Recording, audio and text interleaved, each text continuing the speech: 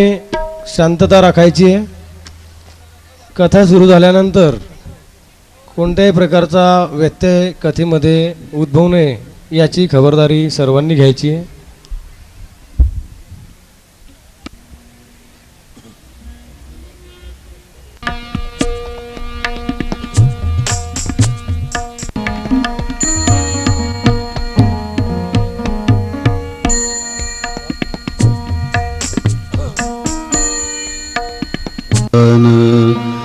नाथ की जय। श्री गिरिराज धरण की जय। श्री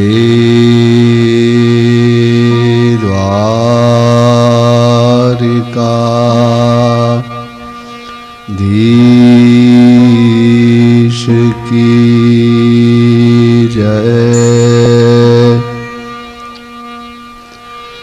श्री गणेशाय नमः।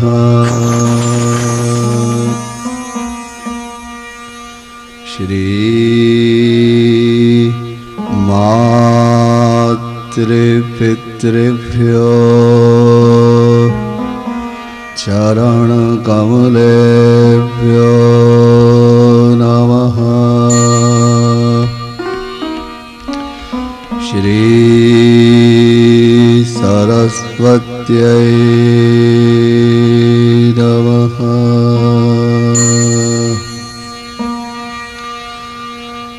नमो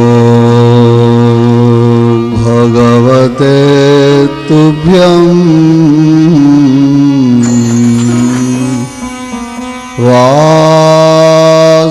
वासुदेवाय धीमहि। प्रद्युम्नाय अनिरुद्धाय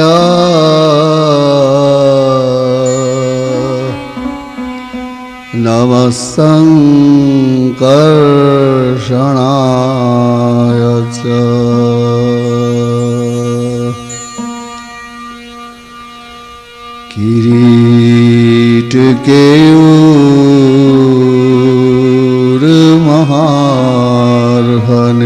किरीटकेयूर्महार्हनिष्कैर्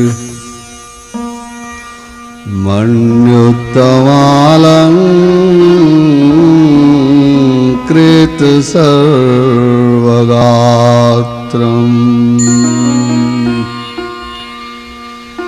पीताम्बरं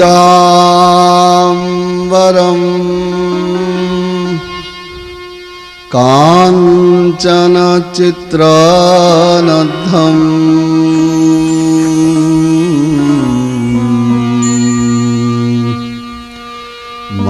मालाधरं केशवमभ्युपैति।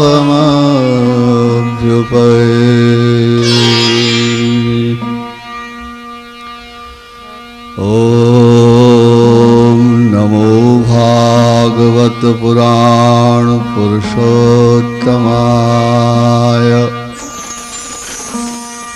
नमो वेदव्यास पराशर वाल्मीकि शुकचरण कमलेभ्यो नमः। श्री राम जय जय राम। श्री राम जय जय राम। श्री राम जय जय राम। श्री राम जय जय राम। जय जय सिया राम। जय सिया राम। जय सिया राम। जय जय सिया राम। जय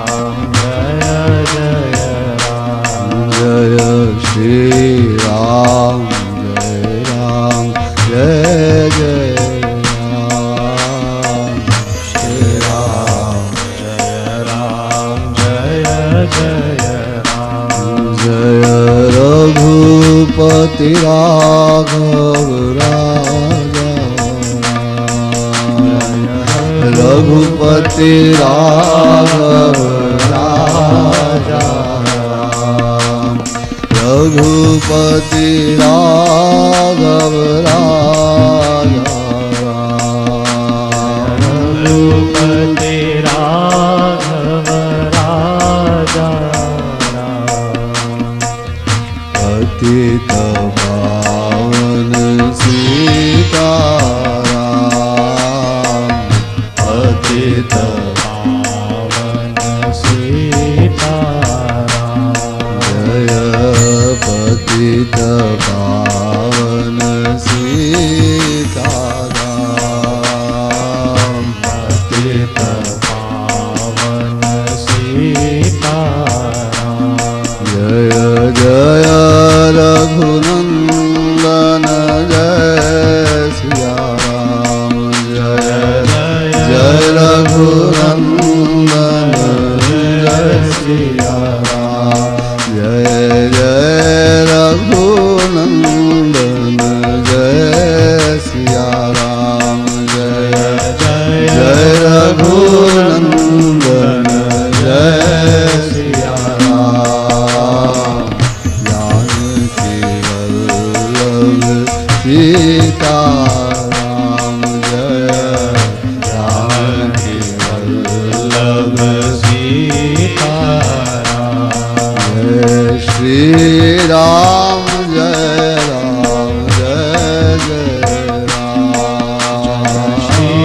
राम जय राम जय जय राम जय श्री राम जय राम जय जय राम श्री राम जय राम जय जय राम जय श्री राम जय राम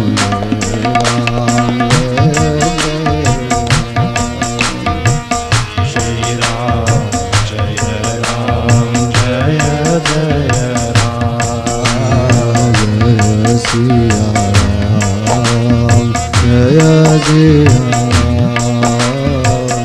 सिया राम जय सिया राम श्री राम जय राम जय जय राम श्री राम जय राम जय जय राम जय जय सिया जय सिया राम जय सिया राम श्री राम जय राम जय जय राम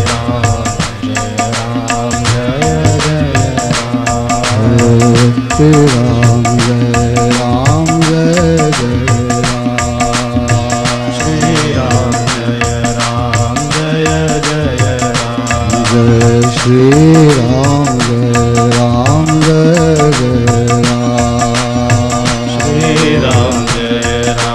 जय जय राम श्री राम जय राम जय जय राम जय श्री राम जय राम जय जय राम श्री राम जय राम जय जय राम श्री राम जय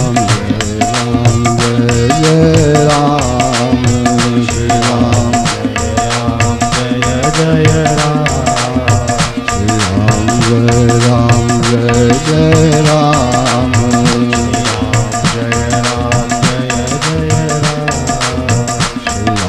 जय राम जय जय राम श्री राम जय राम जय जय राम जय राम जय जय राम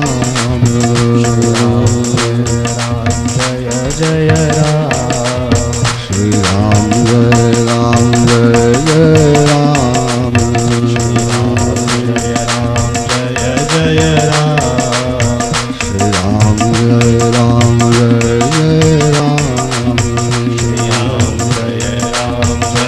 जय राम जय सिया राम जय सिया राम जय सिया राम जय जय सिया राम जय सिया राम जय सिया राम जय सिया राम जय राम जय राम जय जय राम श्री राम जय राम जय जय राम जय जय राम श्री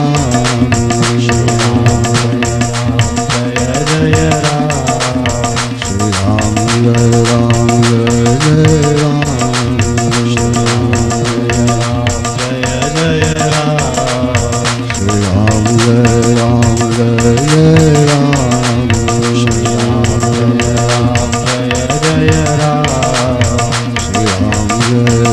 जय जय राम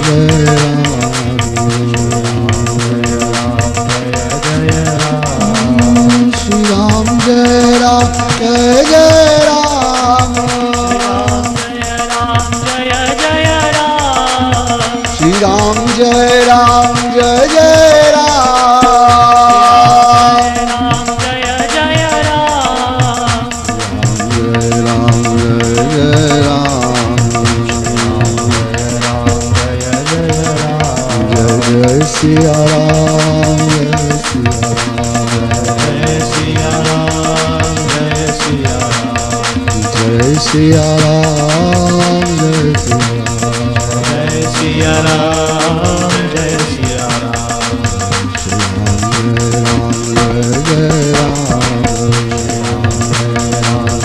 जय जय राम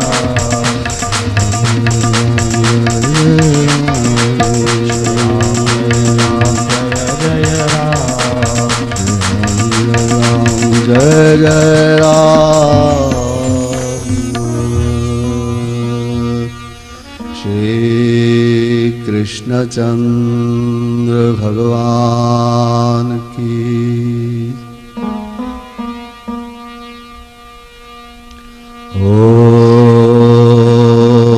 ओम नमः पार्वती पतये हर हर महादेव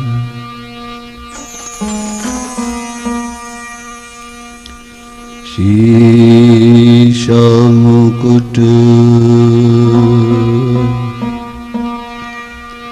शीश मुकुट कटिकांचनी कर मुरली उर्माल शीश मुकुट कटिकांचनी कर मुरली उर्माल एहि बानिक मो मन बसो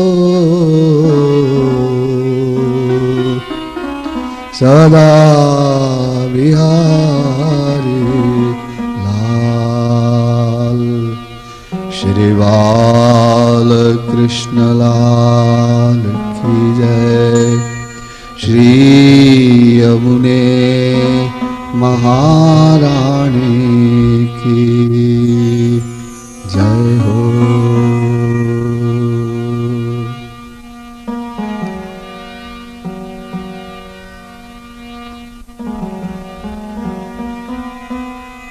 सकल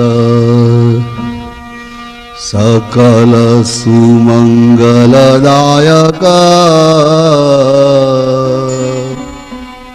ये रघुनायक गुणगान सकल सुमंगल दायक रघुनायक गुणगान सादर सुनहि ते तरहि भव सिंधु बिना जल जान। देखिए, ये भगवान का नाम कहना सुनना, ये सभी प्रकार के सुमंगल को देने वाला है। मंगल शब्द का अर्थ होता है प्रगति। सभी प्रकार की प्रगति, सुंदर प्रगति को देने वाला यह श्री हरि नाम है। जब आप धर्म सुनते हैं, भगवान के चरित्र सुनते हैं, संतों का आचरण सुनते हैं, अवतार कथाएं सुनते हैं, आपका स्वभाव, आपके विचार धर्ममय, प्रेममय, विनय से भरे हुए बन जाते हैं। धर्म, प्रेम, विनय, सदाचार आपके विचारों में रहने लगता है और आपके आचरण में भी रहने लगता है।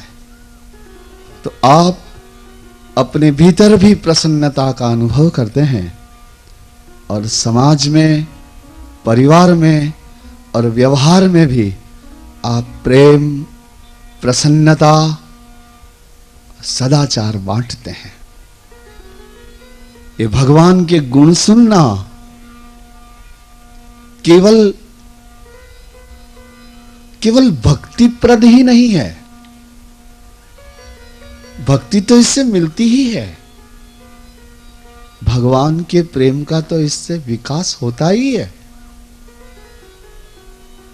किंतु आपका आचरण और आपका दृष्टिकोण भी पवित्र हो जाता है। जिस दृष्टिकोण को लेकर आप अपने परिवार के साथ रहते हैं, अपने समाज में रहते हैं, इस तरह ये भगवान का नाम सकल सुमंगलदायक, प्रत्येक प्रकार की सुंदर प्रगति देने वाला होता है और इसे सादर सुनहि, इसे बड़े आदर से सुना जाता है, अहोभाव से सुना जाता है। हम तो ब्राह्मण लोग हैं, इसलिए हमने तो बहुत बचपन से यही सुना है और अपनी जीवन यात्रा में यही अनुभव किया है। सद्ग्रंथों में भी यही पढ़ा है कि हमारे मनुष्य होने का सबसे बड़ा लाभ यही है कि हम जो पुण्य है उसे पाएं, जो प्रगति है उसे पाएं। वेद हमारे कहते हैं उत्तिष्ठ, उठ जा, जागृत, जाग जा, प्रबुद्ध, सतेज हो जा, वरान निबोधय, जो श्रेष्ठ है इस विश्व में उसे पाले। ये वेदों की आज्ञा है। इसका अर्थ ये हुआ कि आज हम जैसे जग रहे हैं ये हमारा जगना नहीं है। अपने कर्तव्य और अपने संस्कारों के प्रति जो व्यक्ति जागरूक नहीं है वो कैसे जगा हुआ है? उसे कैसे जगा हुआ समझा जा सकता है? क्या करते हैं हम दिन भर? इन आंखें खुल जाती हैं तो देखने लग जाते हैं। ये सारा संसार कुछ न कुछ बोल रहा है तो सुनने लग जाते हैं। हमारे भी मुंह है तो बोलने लग जाते हैं, पेट है तो भरने लग जाते हैं और सुबह से शाम तक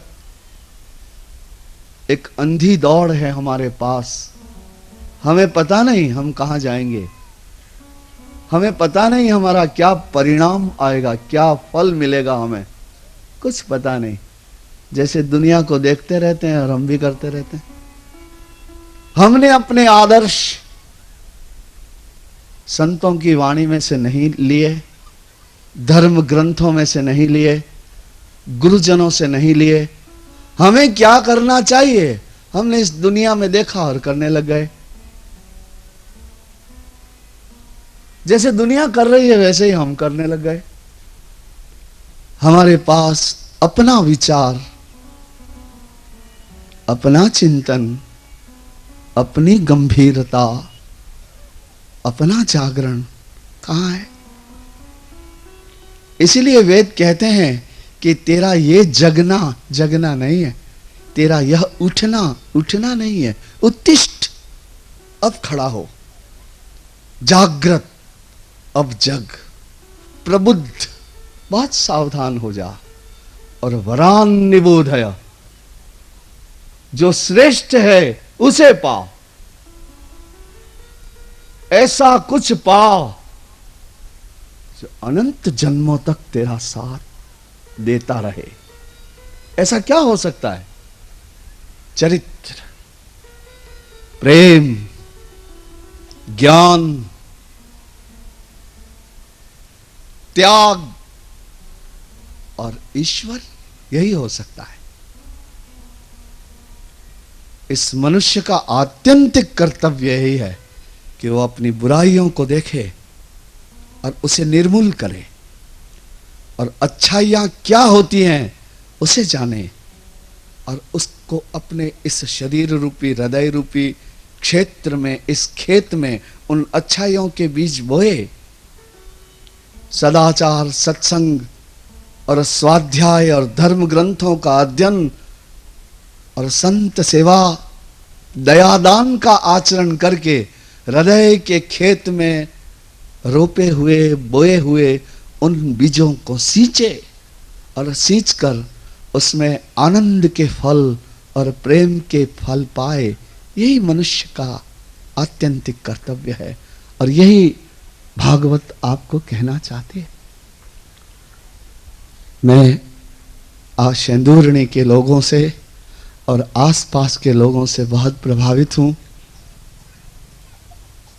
मुझ जैसे सामान्य ब्राह्मण के प्रति आप लोगों ने, आपके नगर में, आपके गांव में आपने जो प्रेम और जो आदर बरसाया है, उसने तो मेरे जीवन की दशा को ही बदल दिया है। मैं सोचता हूं कि क्या प्रेम का इतना विराट रूप भी हो सकता है क्या? मैं अपने आप में ढूंढने लग जाता हूं कि ऐसा क्या कह देता हूं मैं, ऐसा क्या गा लेता हूं मैं कि इतने लोग इतने प्रेम से, इतनी आतुरता से, इतनी प्रतीक्षा से यहां 11 दिन से जुटे हुए हैं। बड़ा आश्चर्य होता है। तब मुझे भी मेरे ग्रंथों पर, मेरे ऋषियों पर, मेरे भगवान पर मेरी श्रद्धा और मेरा विश्वास और दृढ़ हो जाता है, और मैं इस आकाश में आंखें ऊंची करके भगवान को कहने लग जाता हूं कि हे नारायण, मुझे जन्म जन्म ब्राह्मण बनाना और मुझे जन्म जन्म कथा करने का काम ही देना, मुझे दूसरा कुछ काम नहीं करना। आइए थोड़ा श्री हरि का नाम ले लेते हैं, और फिर दोपहर को जहां कथा का विश्राम किया था, आगे से ये अनंत कृष्ण चरित्र। आइए आज तो कथा का विश्राम करना है। जो थोड़ा कथा भाग है उसे आपको और कहें। और आइए, क्यों कि देखिए, तुलसीदास जी को किसी ने पूछा कि इतनी सारी रामायण हैं, फिर भी आप एक नई रामायण लिख रहे हैं, तो इस रामायण में क्या है आपके? नया क्या लाएंगे आप इसमें? क्योंकि राम का चरित्र तो पहले बहुत ऋषियों के द्वारा, संतों के द्वारा अलग अलग भाषाओं में, अलग अलग ग्रंथों में लिखा ही जा चुका है। फिर आप पुनः एक नया राम चरित्र लिख रहे हैं, तो इसमें आप क्या नया रखेंगे? तुलसीदास जी ने कहा, एहि माह रघुपति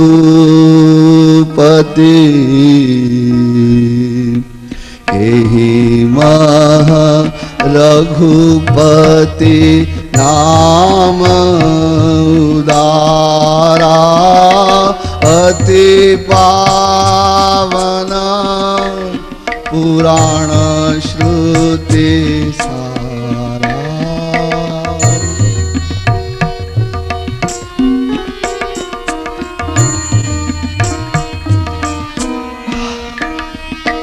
हे महारघुपति नाम उदारा अति पावन पुराण श्रुति।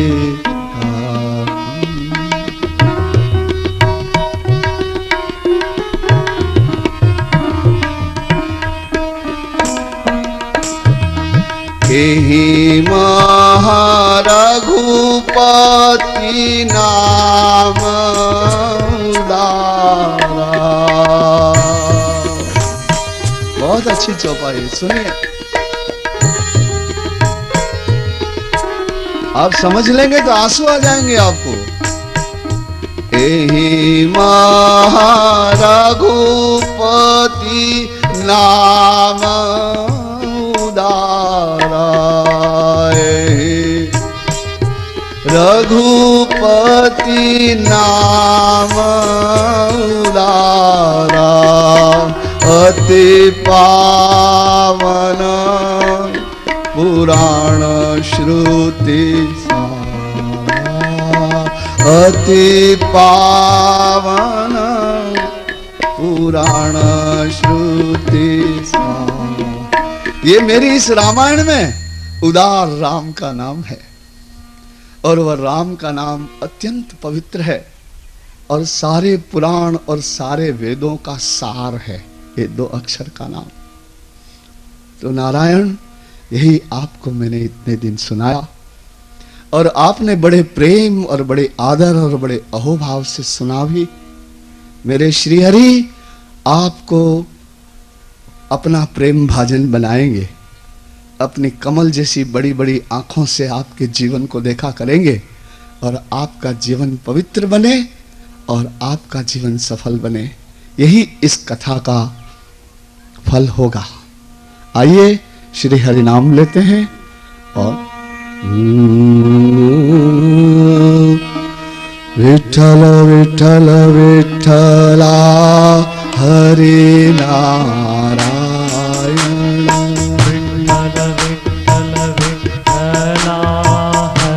बोला विठ्ठल विठ्ठल विठ्ठला हरि नारायण। विठ्ठल विठ्ठल विठ्ठला हरि नारायण।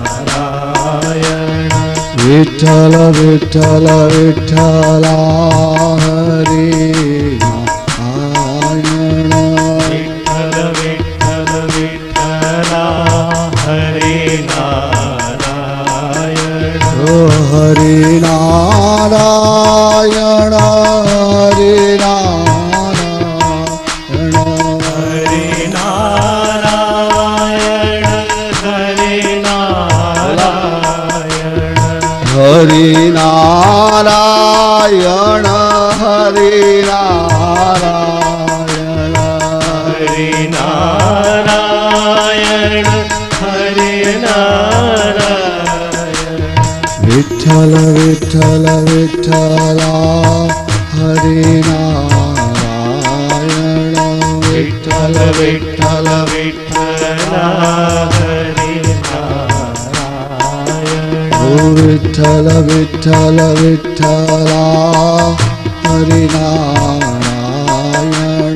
विठ्ठल विठ्ठल बोला भाव भाव बोला, पीछे से बोलिए। विठ्ठल विठ्ठल विठ्ठला हरि नारायण। विठ्ठल विठ्ठल विठ्ठला हरि नारायण। हरि नारायण हरि नारायण। हरि नारायण हरि नारायण।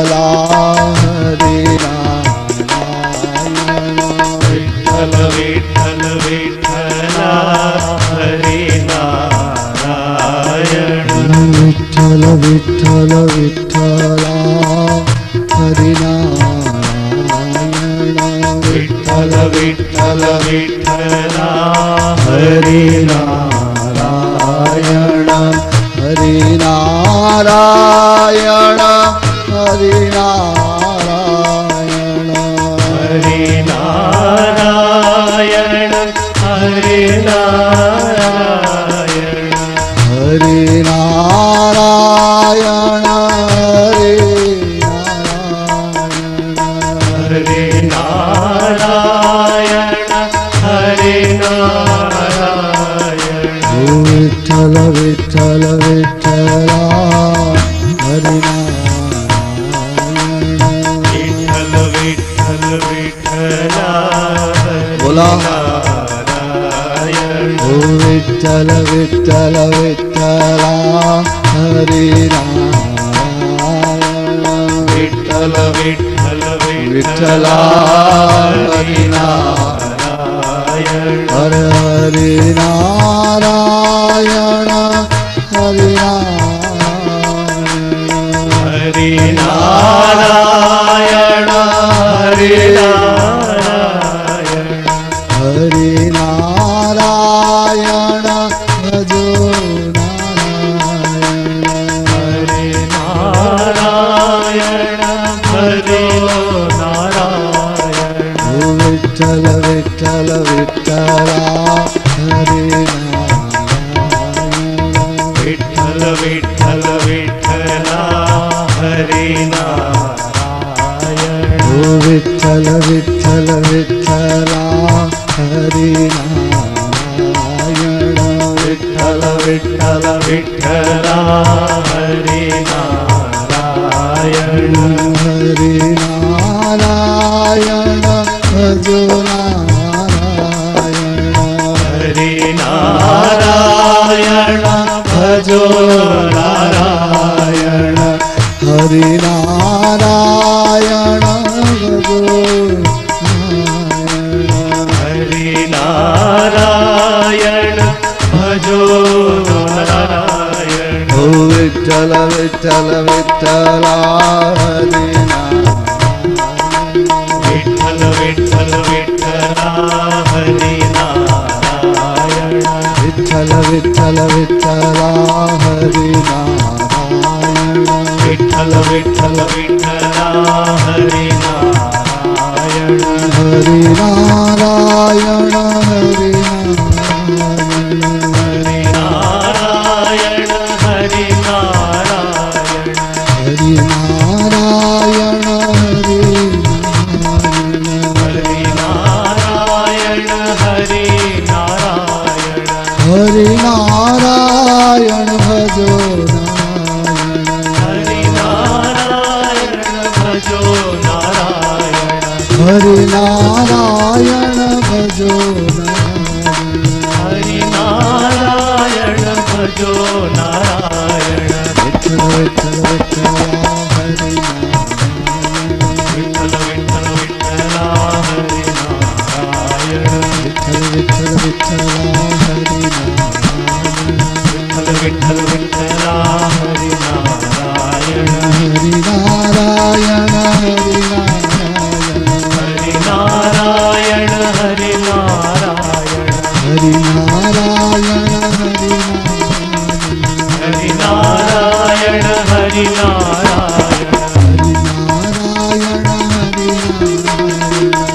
नारायण हरि नारायण हरि नारायण हरि नारायण हरि नारायण हरि नारायण हरि हरि नारायण नारायण हरि नारायण हरि नारायण विठ्ठल विठ्ठल विठ्ठला हरि विठ्ठल विठ्ठल विठ्ठला हरि नारायण विठ्ठल विठ्ठल विठ्ठला हरि विठ्ठल विठ्ठल विठ्ठला हरि नारायण हरि नारायण भजो हरि नारायण भजो नारायण हरि हरि नारायण भजो नारायण, हरि नारायण भजो नारायण, हरि नारायण भजो नारायण, हरि नारायण हरि हरि नारायण हरि नारायण, हरि नारायण हरि नारायण हरि नारायण, हरि नारायण हरि नारायण,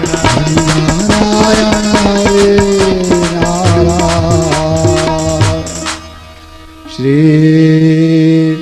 कृष्णचंद्र भगवान की। देखिए, मैंने आपसे एक दिन ये कहा था कि मेरे कृष्ण पूर्ण परब्रह्म परमात्मा हैं। एते चांश कला पुंसः कृष्णस्तु भगवान स्वयं। दूसरे सारे अवतार अंशावतार हैं,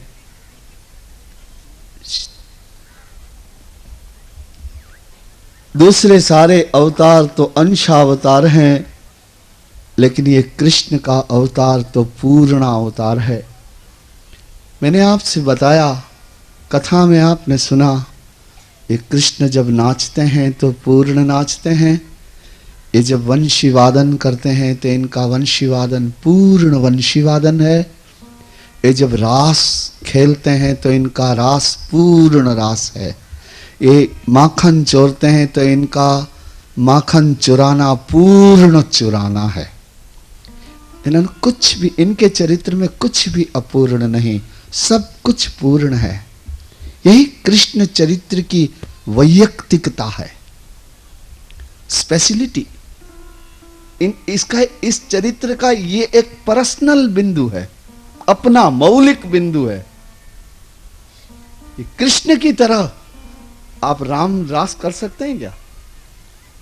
राम कभी रास, परशुराम जी कभी बंसी बजा सकते हैं? लेकिन ये सुदर्शन भी चला सकते हैं, बंसी भी बजा सकते हैं। तो उसी लिंक में आप देखिए कि ये गृहस्थ हुए तो इन्होंने 4 शादियां तो अभी तक कर ली, और फिर इनकी और 4 शादियां हुई। एक तो मित्रविंदा जी से इनकी शादी हुई, सत्या जी से इनकी शादी हुई, भद्रा से भी इनकी, लक्ष्मणा से भी इनकी शादी हुई, तो 8 तो इनकी पटरानियां हो गई। अब एक क्या हुआ कि एक भौमासुर नाम का असुर था, भूमि का पुत्र था, बड़े वरदान थे।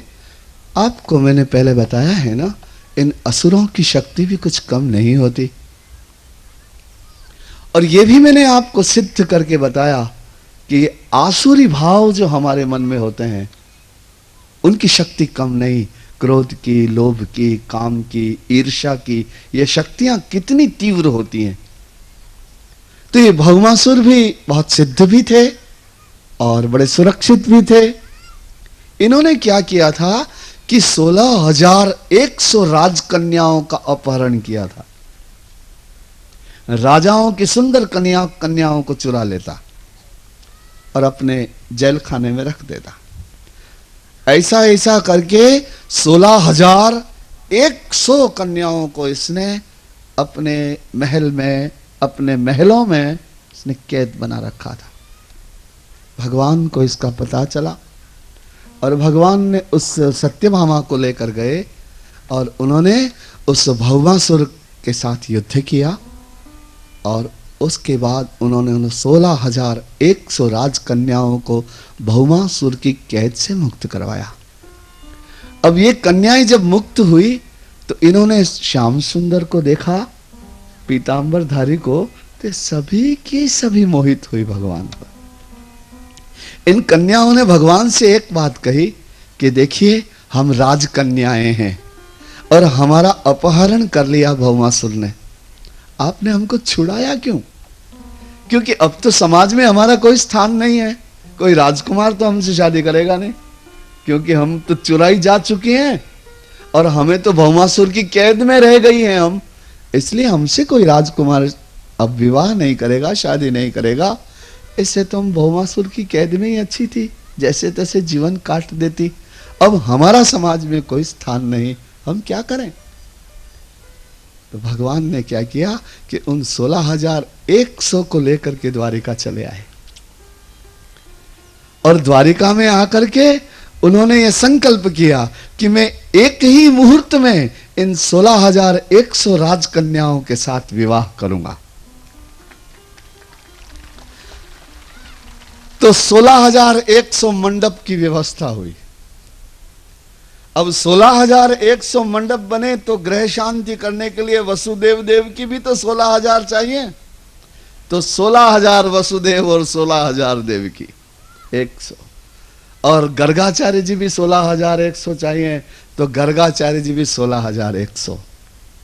अब दूल्हे भी तो 16,100 चाहिए, तो ये 16,100 दूल्हे भी पधारे। और ऐसा विवाह जो कभी भूतकाल में नहीं हुआ और कभी भविष्य में नहीं होगा, ऐसा एक 16,100 राजकन्याओं के साथ एक ही मुहूर्त में कृष्ण परमात्मा ने पाणी ग्रहण संस्कार किया। बोलिए, ये गृहस्थ हुए महागृहस्थ।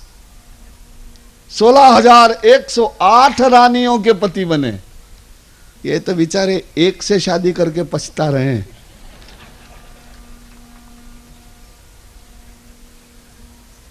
कैसा गृहस्थ, कैसा विशाल गृहस्थ। 16,108। देखिए, तत्व दृष्टि से ऐसा है कि जब भगवान का अवतार होता है तो अष्ट सिद्धियां भगवान की सेवा में पधारती। तो पट रानियां तो सिद्धियां हैं। और देखिए, ये वेद के 1,00,000 मंत्र हैं, 4 वेदों के मिलकर के।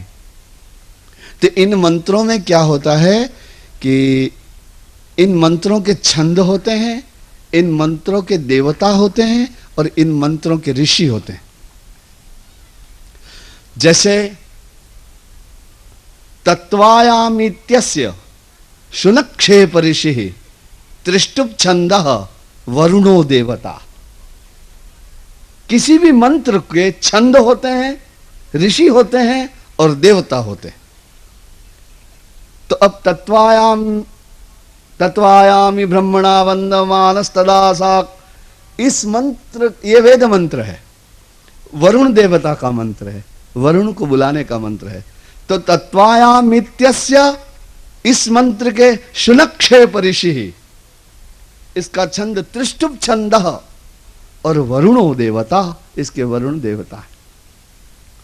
तो इस तरह से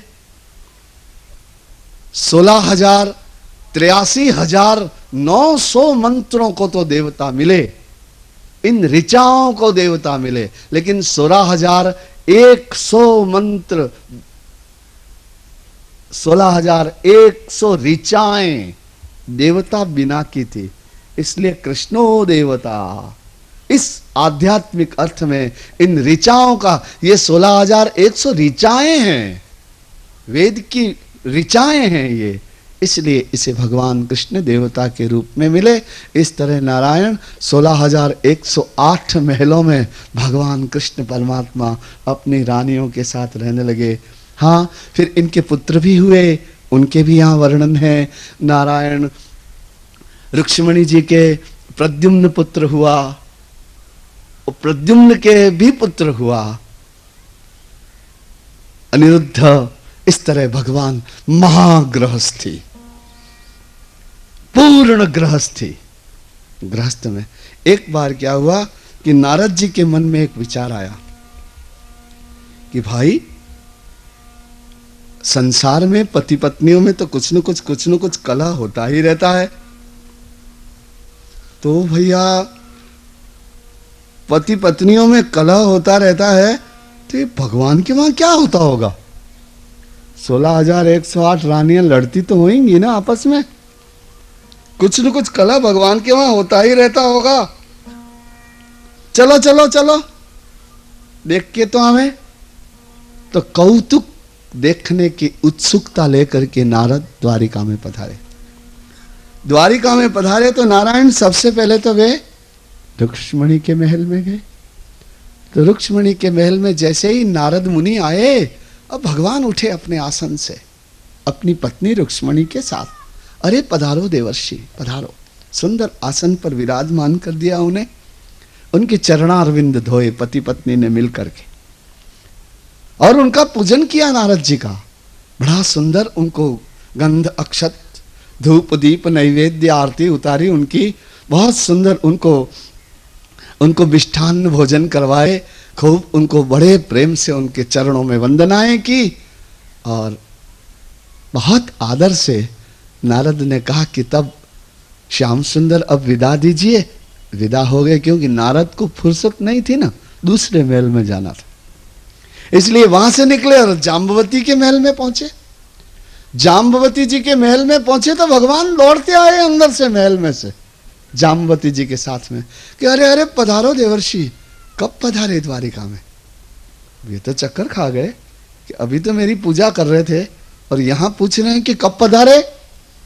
तो भी चुप रहे और फिर से उनके चरणारविंद धोए गए।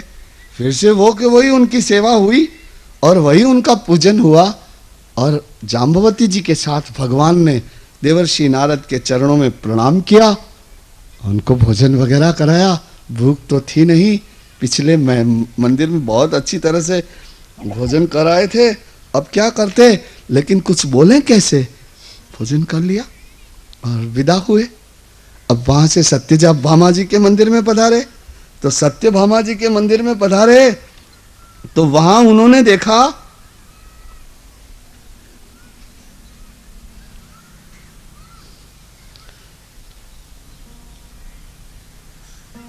क्वचित विताग्नि जुह्वंतम, यह अग्नि चल रही है और कृष्ण आसन पर बैठे हुए विप्र वृंद मंत्र बोल रहे हैं और आहुतियां दे रहे हैं। अब ये अंदर नहीं गए, बार बार से देखने लगे। तो एक महल में देखा कि क्वचित वितानाग्निन जुह्वंतम, कहीं हवन कर रहे हैं। क्वचित पंचभिर महायज्ञैर्यजंतम, कहीं 5 महायज्ञों के द्वारा यजन कर रहे हैं। कुत्रचित द्विजान भोजयंतम, किसी महल में ब्राह्मणों को भोजन करवा रहे हैं।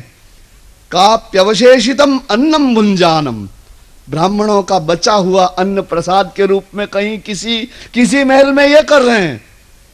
कुत्रचित संध्याम उपासीनम, कहीं बैठे बैठे संध्या वंदन कर रहे हैं। कुत्रचित ब्रह्म जपंतम, कहीं ब्रह्म का जप कर रहे हैं। क्वचित खड्ग चर्माभ्याम चरंतम, खड्ग और वो ढाल तलवार लेकर के और अभ्यास कर रहे हैं। और कुत्रचित अश्व गज रथई चरंतम, कहीं घोड़ों को संभाल रहे हैं, कहीं हाथियों को चारा खिला रहे हैं, कहीं अपने रथ को साफ करवा रहे हैं। क्वचित पर्यंके शयानम, कहीं अपने पर्यंक पर, अपने पलंग पर आंखें बंद करके सो रहे हैं।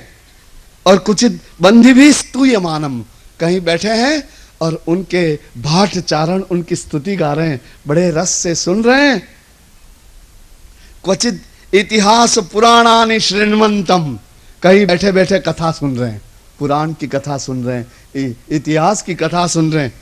और कहीं कहीं अपनी प्राण प्रिया के पांवों के पायल बांध रहे हैं, कहीं कहीं अपनी प्रिया को हृदय से लगा रहे हैं, कहीं कहीं हास्य विनोद कर रहे हैं, कहीं कहीं बच्चों को खिला रहे हैं। इस प्रकार जिस महल में गए वहां वहां कृष्ण उनको उपस्थित कुछ न कुछ करते करते दिखाई दिए।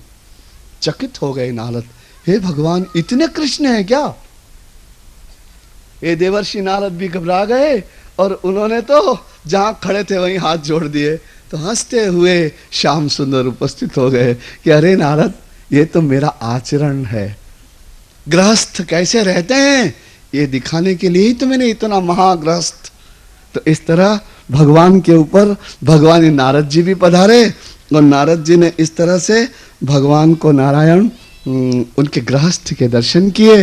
तो एक बार प्रेम से आप सभी लोग बोलिए, बाल कृष्ण लाल की जय, श्री गिरिराज धरण की जय, श्री गोवर्धन नाथ की।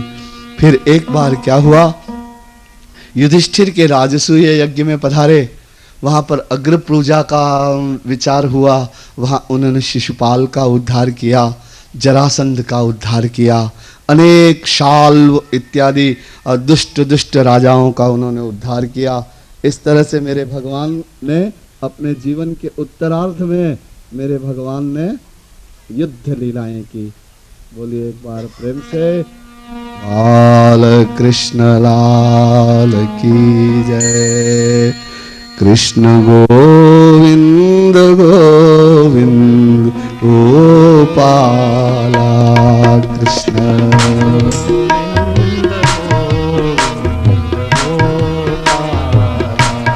राधे गोविंद गोविंद गोपाला।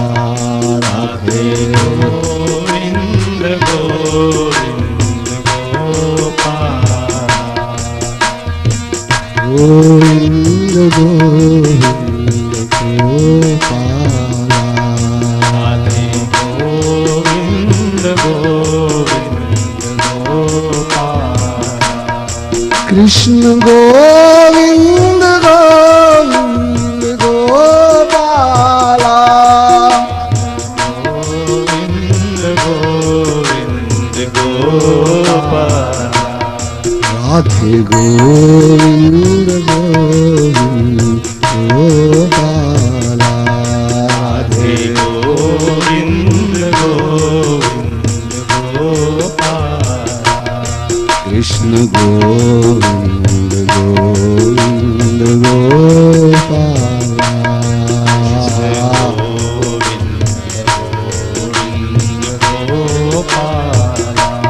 राधे गोविंद गोविंद गोपाला। राधे गोविंद गोविंद गोपाला। गोविंद गोविंद गोपाला। हो राधे गोविंद गोविंद गोपाला। राधे गोविंद गोविंद गोपाला। कृष्ण गोविंद गोविंद कृष्ण गोपाला। गोविंद गोविंद गोपाला। लाल कृष्ण लाल की। देखिए उत्तरार्ध जो है ना, ये युद्ध लीला का वर्णन है। अनेक बलवल शाल्व, एक मिथ्या वासुदेव था वह, शिशुपाल, दंतवक्त्र, इनके मित्र जरासंध, अनेक असुरों का उद्धार किया उन्होंने। और सारी युद्ध लीलाओं का वर्णन है। भूभार उतारने को भगवान पधारे थे, उन्होंने इस पृथ्वी का भूभार उतारा। इस पृथ्वी पर भूभार क्या होता है, भार क्या होता है? देखिए, इस सृष्टि को चलने के लिए तीनों गुणों में समता होनी चाहिए। सत्वगुण, रजोगुण, तमोगुण प्रमाण में होने चाहिए। तो सत्वगुण नहीं रह जाता, कम रह जाता है, और समाज शासनकर्ता भ्रष्ट हो जाते हैं, निर्दयी हो जाते हैं, तामसी और राजसी हो जाते हैं। प्रजा एक दूसरे को खाने लग जाती है, व्यक्ति एक दूसरे को दुख देने लग जाता है,